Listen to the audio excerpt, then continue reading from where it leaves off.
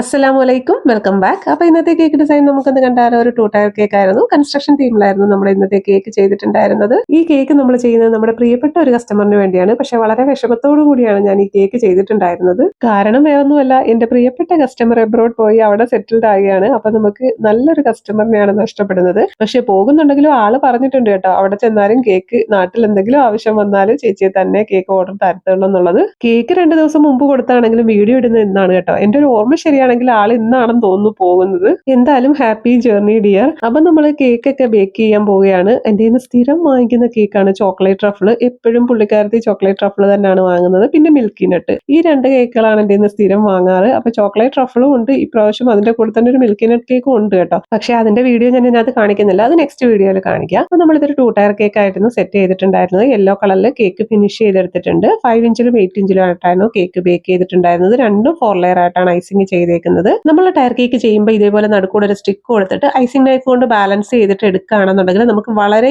Easy ആയിട്ട് തന്നെ tyre set ചെയ്യാൻ പറ്റും. പിന്നെ കേക്കിന് മുകളിലായിട്ട് കൊടുക്കുന്ന ഈ ഒരു ടോപ്പർ കസ്റ്റമർ തന്നെ വാങ്ങിയിട്ടുള്ളതായിരുന്നു. അപ്പൊ ഡെക്കറേഷൻ സെറ്റിന്റെ കൂടെ തന്നെ വന്നിട്ടുള്ള ഒരു ടോപ്പർ ആയിരുന്നു. ആ ഒരു ടോപ്പർ നമുക്ക് നേരത്തെ കസ്റ്റമർ എത്തിച്ചു തന്നിട്ടുണ്ടായിരുന്നു. ബാക്കിയെല്ലാം നമ്മൾ പ്രിന്റ് എടുത്തിട്ട് കട്ട് ചെയ്ത് വെച്ചിട്ടുള്ളതാണ്. പിന്നെ അതിന്റെ കൂടെ ഒരു നമ്പർ 2ന്റെ ടോപ്പർ തന്നിട്ടുണ്ടായിരുന്നു. പക്ഷെ അത് കുറച്ച് വലുതായതുകൊണ്ട് കേക്കിൽ വെക്കാനുള്ള ഒരു സ്പേസും ഇല്ല. ആ ഒരു കേക്കിന് ലുക്കിന് പറ്റിയ ടോപ്പർ അല്ലായിരുന്നു അത്. അതുകൊണ്ട് ഞാൻ അത് മാറ്റിയിട്ട് വേറെ ഒരു നമ്പർ 2ന്റെ ടോപ്പർ വെച്ച് കൊടുത്തിട്ടുണ്ടായിരുന്നു. കസ്റ്റമർ പിന്നെ എന്തിലും സാറ്റിസ്ഫൈഡ് ആണ് കേട്ടോ. നമ്മൾ എന്ത് ചെയ്ത് കൊടുത്താലും ഓക്കെ പറയുന്ന നല്ലൊരു കസ്റ്റമർ ആയിരുന്നു. ഇങ്ങനെയുള്ള കസ്റ്റമർ വരുമ്പോഴാണ് കേട്ടോ നമുക്ക് കേക്ക് കുറച്ചുകൂടി കോൺഫിഡൻസ് ആയിട്ട് ചെയ്യാൻ പറ്റുന്നത്. കാരണം ഒരുപാട് കൺഫ്യൂഷൻസ് തന്ന് നമുക്ക് കേക്ക് ചെയ്യിപ്പിക്കുകയാണെന്നുണ്ടെങ്കിൽ നമ്മൾ കുറച്ചൊന്ന് പതറും. അതിനകത്താണെങ്കിൽ എന്തെങ്കിലുമൊക്കെ പാളിച്ചകൾ പറ്റുകയും ചെയ്യും.